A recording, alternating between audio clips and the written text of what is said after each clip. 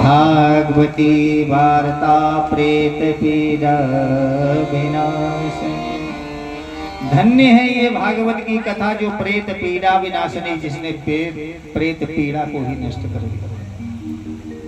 क्योंकि प्रेत के शरीर से गंधर्व बन करके खड़ा हुआ, आप गंधर्व लोक में रहे और अपने भाई को प्रणाम करता है गोकर्ण। सबको देखते देखते भगवान के यहाँ से विमान आया और इसको ससम्मान उस विमान में भगवान के पार्षदों ने बैठाला और जैसे लेकर के विमान चलने लगे तो सारे जितने श्रोता बैठे थे सब ऐसे देखे।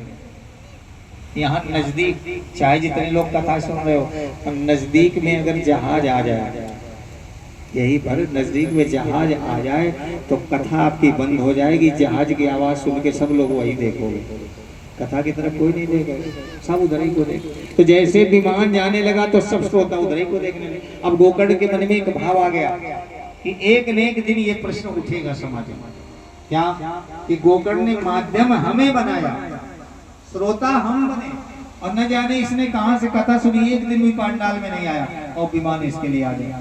तो पार्षदों से निवेदन करके कहा, महाराज रुकिए, ठहरिए, एक प्रश्न का उत्तर दे दो फिर पधारिए।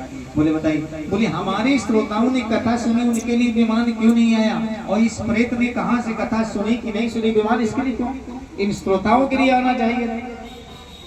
तो पार्षद भगवान के बोले कि देखो इसके सुनने में, आपके श्रोताओं के सुनने में भेद रहा है, तो जब कथा सुनने में भेद है तो फल में भी भेद हो।